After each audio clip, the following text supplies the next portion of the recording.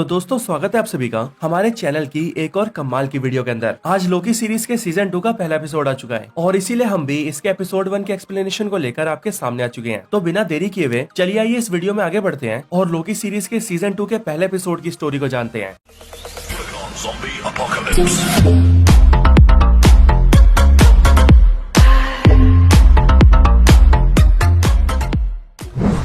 तो सीजन 2 की स्टार्टिंग बिल्कुल वहीं से होती है जहां पर लोकी सीरीज का सीजन 1 एंड हुआ था, यानी कि जब सिल्वी लोकी को टाइम डोर के अंदर धकेल देती है और ही हू रिमेन्स को जान से मार देती है। तब उसके बाद से इस सेक्रेट टाइमलाइन टूट जाती है, जिसके बाद वहीं से सेक्रेट टाइमलाइन से बहुत सारी अदर ब्रांचेस निकलने लगती है, यानी कि मल्टीवर्स की शुरुआत हो जाती है। और इधर लोकी टाइम डोर के जरिए सीधा TVA में आ जाता है, जहाँ पर उसे दिखते हैं मोबियस और हंटर B15, जिन्हें देखकर लोकी उन्हें ही हू रिमेन्स के बारे में बताता है। लेकिन वो दोनों ही लोकी को पहचान नहीं पाते, और वो इसीलिए क्योंकि वो मेन TVA नहीं बल्कि कोई दूसरे टाइमलाइन का TVA होता है। और लोकी भी इस बात को बहुत जल्दी समझ जाता है। लोकी को ना पहचानने की वजह से मोबियस और हंटर B15 TVA के दूसरे गार्ड्स के साथ मिलकर लोकी को पकड़ने की कोशिश करते हैं, लेकिन लोकी किसी तरह से उनसे भागते हुए सीधा कैसी के पास जाता है। लेकिन जब लोकी कैसी से मिलता है तब कैसी भी उसे पहचानने से मना कर देता है, और इसीलिए कैसी अपने डिवाइस के जरिए बाकी सभी को ये बताने लगता है कि वो घुसपैठिया उसके सामने खड़ा है। लेकिन तभी लोकी के साथ कुछ अजीब होता है, बिल्कुल एक छोटे से ग्लिच की तरह, क्योंकि जैसे ही लोकी के साथ ग्लिच होता है वैसे ही वो वहाँ से गायब होकर कहीं और पहुंच जाता है। लेकिन जैसे ही लोकी ये जानने की कोशिश करता है कि वो कहाँ पर है, वैसे ही उसे समझ आ जाता है कि वो इस टाइम पर अपने खुद के TVA में है, जहाँ पर उसके सामने कैसी खड़ा होता है और वो लोकी को पहचान जाता है। इसके बाद ही लोकी को अपने सामने एक टूटा हुआ फर्श दिखता है, और उस टूटे हुए फर्श को देखकर लोकी को ये याद आता है कि जब वो TVA के गार्ड से भागते हुए कैसी के पास आ रहा था तब ये फर्श उसी दौरान टूटा था। और इसीलिए यहीं से लोकी ये समझ आता है कि अभी इससे पहले वो जिस TVA के अंदर था वो किसी और टाइमलाइन का TVA नहीं बल्कि यही TVA था, यानी कि TVA सिर्फ एक ही है। लेकिन लोकी अभी कुछ टाइम पहले TVA के पास्ट में था, यानी कि बीते हुए टाइम में, लेकिन अभी एक ग्लिच की वजह से वो वापस प्रेजेंट में आ चुका है। उस टूटे हुए फर्श को दिखाकर लोकी कैसी से उसके बारे में पूछता है, जिस पर कैसी लोकी को बताता है कि फर्श पर वो क्रैक काफी टाइम से है, शायद बहुत सालों से। और फिर इसीलिए यहीं से लोकी को ये कंफर्म हो जाता है कि जो वो सोच रहा है कहानी बिल्कुल वैसी ही है। अभी वो कुछ टाइम पहले पास्ट में था और फिर अचानक से एक ग्लिच की वजह से वो प्रेजेंट में आ चुका है। इसके बाद ही लोकी कैसी से मोबियस के बारे में पूछता है, और वो कहता है कि मोबियस और हंटर B15 कहाँ पर है। लेकिन कैसी लोकी को कुछ बता पाता कि उससे पहले ही लोकी एक बार फिर से ग्लिच की वजह से गायब हो जाता है। इसके बाद कैसी मोबियस और हंटर B15 के पास जाता है और उन दोनों को ये बताता है कि अभी कुछ टाइम पहले उससे लोकी मिलने आया था और वो उन दोनों के बारे में पूछ रहा था, लेकिन उसके कुछ बोलने से पहले ही लोकी उसके सामने ही गायब हो गया। यहाँ पर हंटर B15 और मोबियस को समझ पाते कि उससे पहले ही उनके पास TVA का एक दूसरा गार्ड आता है जिसका नाम होता है X5, और वो X5 उन दोनों को बताता है कि रेवोना रेंसलेयर जो कि पहले TVA की जज थी, उसके अचानक गायब होने के बाद जजेस की एक नई काउंसिल बनाई गई है, और वो काउंसिल मोबियस और हंटर B15 से मिलना चाहती है। इसीलिए उन दोनों को अभी के अभी उनके सामने जाना होगा। इसके बाद ही मोबियस और हंटर B15 X5 के साथ चले जाते हैं, लेकिन उनके वहाँ से निकलते ही लोकी फिर से कैसी के सामने आता है और वो कैसी से मोबियस के बारे में पूछकर सीधा मोबियस के पास जाता है। लोकी भागते भागते मोबियस की ओर जाता है और वो मोबियस को देख भी लेता है, लेकिन वो जैसे मोबियस को आवाज लगाता उससे पहले ही ग्लिच की वजह से वो एक बार फिर से पास्ट में चला जाता है। जहाँ आते ही लोकी सीधा वहाँ वॉर रूम में जाता है, जहाँ की दीवारों के ऊपर कैंग की मूर्तियां बनी होती है। इधर प्रेजेंट टाइम के अंदर हम ये देखते हैं कि जजेस की नई काउंसिल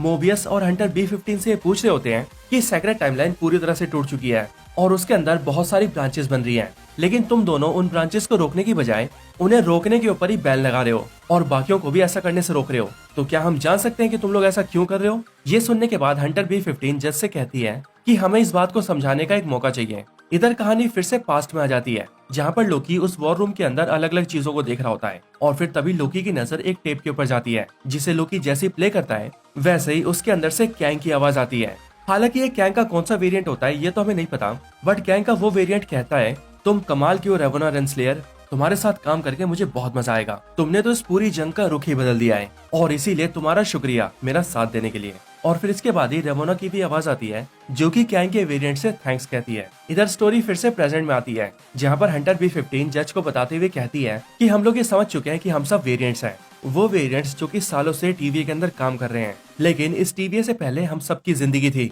हम सबकी खुद की और अपनी जिंदगी, और उस जिंदगी में हम सब बहुत खुश थे। इसी के आगे वो लोग ये बात भी करते हैं कि जब वो लोग पहले दूसरी टाइमलाइंस के अंदर गए थे तब उन्होंने वहाँ पर एक बार रेवोना रेंसलेयर की भी एक वेरिएंट को देखा था। जिसके बाद हंटर B15 कहती है कि ये बात बिल्कुल सच है। इस टीवीए से पहले हम सबकी अपनी जिंदगी थी, यहाँ तक कि जज आपकी भी एक जिंदगी थी। इसके बाद हंटर B-15 का सपोर्ट करते हुए मोबियस भी ये कहता है कि हम जानते हैं कि ये बातें सुनने में काफी अजीब लग रही होंगी, लेकिन सच यही है कि इस टीवीए से पहले हम सबकी जिंदगी थी और हम सब यहाँ पर सिर्फ और सिर्फ वेरिएंट्स हैं। इसके बाद ही एक काउंसिल मेंबर हंटर B-15 से कहती है कि हम सभी यहाँ पर सेक्रेट टाइमलाइन यानी कि शाश्वत रेखा की सुरक्षा कर रहे हैं। पर ये सुनते ही B-15 कहती है कि हम उस एक सेक्रेट टाइमलाइन की सुरक्षा नहीं कर रहे, बल्कि उसके अंदर से जितनी दूसरी ब्रांचेस निकली थी हम उन सारी टाइमलाइंस को बर्बाद कर रहे हैं और इसीलिए उन टाइमलाइंस के अंदर जितनी सारी जिंदगियां थी हम उन सबको भी मार रहे हैं, इसीलिए हमें ये सब रोकना होगा। इसके आगे हंटर B-15 जज साहिबा से कहती है कि उन्हें इस बात के ऊपर भरोसा करना ही होगा और टीवीए जो कर रहा है उसे रोकना होगा। ये सब सुनकर जज साहिबा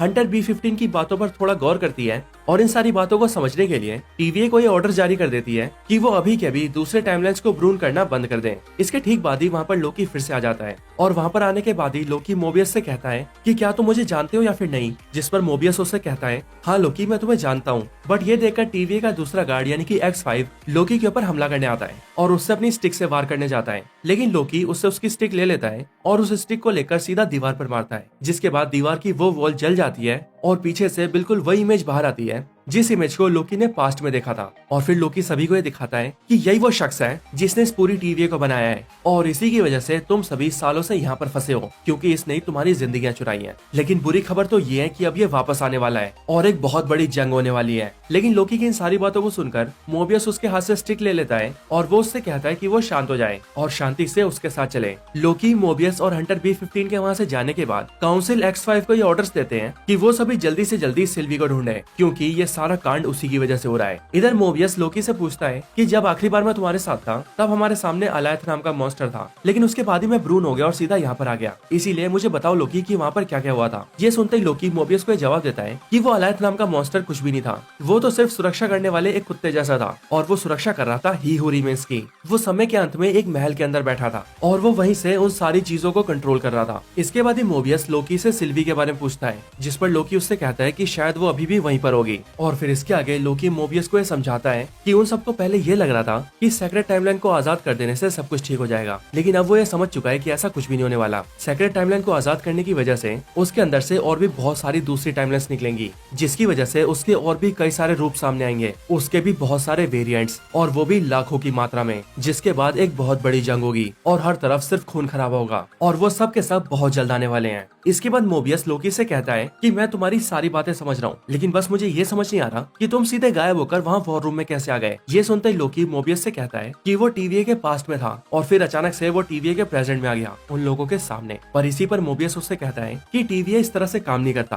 टीवीए का ना तो कोई पास्ट है और ना ही कोई फ्यूचर, टीवीए टाइम से परे है, इसीलिए तुम्हारे साथ कुछ और हुआ होगा, ऐसा तो नहीं हो सकता। लेकिन ये सुनकर लोकी उससे कहता है कि बेशक से पहले टीवीए का पास्ट और प्रेजेंट ना हो, लेकिन अब है, क्योंकि उसके साथ ऐसा हुआ है। लेकिन मोबियस फिर भी लोकी की बातों पर भरोसा नहीं करता, बट उसके सामने ही लोकी एक बार फिर से ग्लिच करता है और वहाँ से गायब हो जाता है और फिर कुछ ही सेकंड के अंदर वापस भी आ जाता है, जो देखकर मोबियस को भरोसा हो जाता है कि लोकी जो भी कह रहा है वो सच कह रहा है। इसके बाद मोबियस लोकी से कहता है कि उन्हें लोकी की इस हालत को ठीक करना होगा और उसके लिए वो मिस मिनट को कॉल कर रहा है ताकि मिस मिनट उनकी हेल्प कर सके। लेकिन ये सुनते ही लोकी मोबियस को रोक देता है और वो उसे समझाता है कि मिस मिनट भी उसके साथ मिली हुई है, यानी कि उस ही हू रिमेन्स के साथ, और इसीलिए वो बिल्कुल भी भरोसे लायक नहीं है। इसके बाद मोबियस लोकी से कहता है कि उन दोनों को रिपेयर एंड एडवांसमेंट डिपार्टमेंट में जाना चाहिए, क्योंकि वहाँ से उन दोनों को मदद मिल सकती है, क्योंकि उन दोनों को लोकी के इस तरह से बार बार गायब होने की स्थिति को रोकना होगा। इसके बाद ही मोबियस लोकी को सीधा उस डिपार्टमेंट में ले जाता है, जहाँ पर जाने के बाद उन दोनों की मुलाकात ओरोबोरस से होती है, जो कि उन दोनों से मिलकर लोकी से कहता है कि मैं और मोबियस एक दूसरे को काफी टाइम से जानते हैं और मोबियस मुझे प्यार से ओबी बुलाता है। लेकिन मोबियस को इस बारे में कुछ भी याद नहीं आता, लेकिन वो लोकी के सामने बहाना करता है कि वो ओबी को जानता है। इसके बाद ही मोबियस ओबी को लोकी की स्थिति बताता है, जो बताते ही लोकी एक बार फिर से ग्लिच करता है और पास्ट में चला जाता है और सीधा पास्ट के ओबी से मिलता है। इधर प्रेजेंट टाइम में मोबियस ओबी से कहता है कि देखा तुमने, यही दिक्कत है इसके साथ, और फिर ये देखकर ओबी उसे बताता है कि ये टाइम स्लिपिंग है, यानी कि अचानक से टाइम के फ्लो में आगे या पीछे निकल जाना। फिर इधर पास्ट टाइम में हम ये देखते हैं कि लोकी पास्ट के ओबी से कहता है कि उसे ये प्रॉब्लम हो रही है, जिस पर पास्ट का ओबी भी ये समझ आता है कि वो टाइम स्लिपिंग है और इसीलिए लोकी उससे कहता है कि वो इसे ठीक करने में उसकी मदद करे, जिस पर पास्ट का ओबी उसके लिए एक डिवाइस बनाता है और वो लोकी से कहता है कि इस डिवाइस के जरिए तुम्हें ठीक किया जा सकता है। इधर प्रेजेंट टाइम में मोबियस के सामने ओबी को कुछ बातें याद आने लगती हैं और वो इसीलिए क्योंकि इसी टाइम पर पास्ट में जाकर लोकी ओबी से बातें कर रहा होता है। इसीलिए ओबी को याद आ जाता है कि उसने लोकी के लिए पास्ट में एक मशीन बनाई थी जिससे लोकी के टाइम स्लिपिंग को ठीक किया जा सकता है। इधर प्रेजेंट टाइम में मोबी ओबियस को वो डिवाइस देता है और साथ ही साथ उसे ये भी बताता है कि लोकी के साथ ये इसीलिए हो रहा है क्योंकि वो समय की धारा में फंसा हुआ है और इस मशीन की मदद से मोबियस को लोकी को वहाँ से निकालना होगा। लेकिन ये काम बहुत खतरनाक है क्योंकि अगर इसे समय रहते नहीं किया गया तो इससे मोबियस की जान चली जाएगी। इसके बाद ही ओबी लोकी और मोबियस को लेकर सीधा टेम्पोरल लूम में जाता है जो कि टीवीए की सबसे मेन जगह थी और यहीं से ही लोकी को ठीक किया जा सकता है। यहाँ ओबी उन दोनों को बताता है कि इसी जगह पर दूसरी टाइमलाइंस को सेक्रेट टाइमलाइन के अंदर मिलाया जाता है और लोकी को ठीक करने का सिर्फ यही तरीका है क्योंकि यहाँ पर मोबियस को लोकी को टाइम फ्लो के अंदर से निकालना होगा। इसके बाद ही ओबी सभी से कहता है कि इस टेम्पोरल लूम के ऊपर बहुत ज्यादा प्रेशर बढ़ चुका है और वो इसीलिए क्योंकि वो देख सकता है कि यहाँ पर अचानक से बहुत सारी टाइमलाइंस बनती जा रही है जिसकी वजह से ये ओवरलोड हो गया है और अगर सब कुछ ऐसी रहा तो ये ब्लास्ट हो जाएगा। लेकिन वो ब्लास्ट को रोकने के लिए इसके दरवाजे बंद कर सकता है जिससे कि उस ब्लास्ट का असर उनके ऊपर ना हो और क्योंकि ब्लास्ट बहुत ही कम टाइम में होने वाला है इसीलिए अब उनके पास बहुत ही कम टाइम रह गया है और इतने कम टाइम के अंदर ही उन्हें लोकी को ठीक करना होगा। इसके बाद ओबी लोकी को भी एक डिवाइस देता है और उससे कहता है कि इस डिवाइस के अंदर जैसी हरी लाइट जले वैसे ही तुम इस डिवाइस को एक्टिवेट कर देना जिसकी वजह से तुम टाइम स्ट्रीम के अंदर वापस आ जाओगे और फिर वहीं से मोबियस तुम्हें खींचकर बाहर निकाल लेगा। और फिर ओबी उन सबसे ये भी कहता है कि इन सबको करने के लिए तुम्हारे पास सिर्फ 5 मिनट है तो जाओ और अपना काम जल्दी से करो। इधर मोबियस और लोकी प्लान कर ही रहे होते हैं कि वो दोनों मिलकर अपना काम कैसे करेंगे कि इतने में लोकी के साथ एक बार फिर से ग्लिच होता है और वो फिर से वहाँ से गायब हो जाता है। लेकिन इस बार वो टीवीए के पास्ट में जाने की बजाय टीवीए के फ्यूचर में चला जाता है। लोकी देखता है कि हर तरफ अफरा तफरी मची हुई है और फ्यूचर टीवीए की हालत कुछ खास अच्छी नहीं है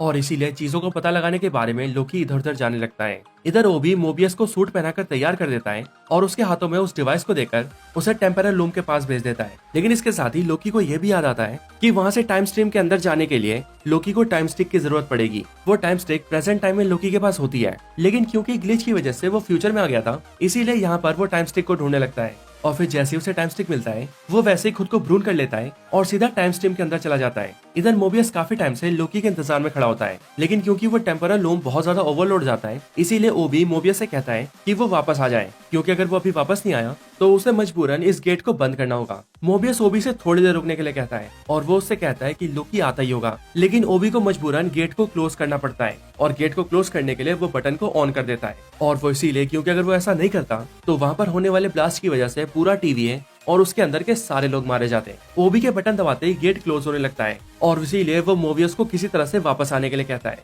इधर मोबियस भी ये समझ जाता है कि अब लोकी वहाँ पर नहीं आने वाला क्योंकि शायद से लोकी अब टाइम स्ट्रीम के अंदर कहीं खो गया है। इसीलिए मोबियस भी वापस आने की कोशिश करने लगता है बट उसके लिए वापस आना बहुत मुश्किल होता है और इसीलिए वो धीरे धीरे अपने कदम बढ़ाने लगता है। लेकिन फिर तभी मोबियस को लोकी दिख जाता है और इसीलिए वो अपने डिवाइस के जरिए लोकी को वहाँ से खींच लेता है जिसके बाद लोकी सीधा उड़ते हुए मोबियस से आकर टकराता है और वो दोनों ही गेट के बंद होने से पहले टीवीए के अंदर आ जाते हैं और इस तरह से मोबियस लोकी को बचा लेता है और लोकी मोबियस को बचा लेता है। लेकिन इसके बाद ही टीवीए की दूसरी तरफ हंटर B-15 ये देखती है कि टीवीए के बहुत सारे सोल्जर्स टाइम गेट के जरिए कहीं जा रहे होते हैं और उन सबको देखकर हंटर B-15 ये समझ जाती है कि अब कुछ बहुत बड़ा होने वाला है और इसके साथ ही ये एपिसोड यहीं पर खत्म हो जाता है। एपिसोड के खत्म होने के बाद इसके अंदर एक पोस्ट क्रेडिट सीन भी आता है जिसके अंदर हम ये देखते हैं कि टाइम डोर के जरिए सिल्वी एक बिल्कुल ही अनजान टाइमलाइन के अंदर पहुंच जाती है जो कि सेक्रेट टाइमलाइन की एक ब्रांच टाइमलाइन होती है और जहां वो पहुंचती है उस जगह का नाम होता है ब्रॉक्सटन ओक्लाहोमा और ये साल होता है साल 1982।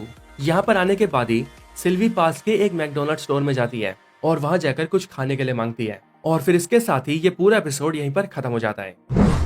तो दोस्तों यही थी स्टोरी लोकी सीजन 2 के पहले एपिसोड की। आपको इसकी कहानी कैसी लगी मुझे कमेंट्स में जरूर बताएं और अगर आप सभी का कोई और रिकमेंडेशन हो तो आप वो भी मुझे कमेंट्स में बता सकते हैं। बाकी ये वीडियो पसंद आई हो तो हमारे चैनल में जाकर ऐसी और भी कमाल की वीडियोस देख सकते हैं। तो बस आज की इस वीडियो में इतना ही। इस वीडियो को यहीं पर एंड करते हैं। वीडियो पसंद आई हो तो लाइक करें, चैनल को सब्सक्राइब नहीं किया तो अभी के भी सब्सक्राइब करें। बाकी वीडियो को शेयर करना चाहते हैं तो इसे अपने फ्रेंड्स के साथ शेयर भी जरूर करें और आप सभी इसी तरह से हंसते और मुस्कुराते रहें। बाकी मैं आप सबसे मिलता हूँ ऐसे किसी और बेहतरीन वीडियो में, तब तक के लिए गुड बाय।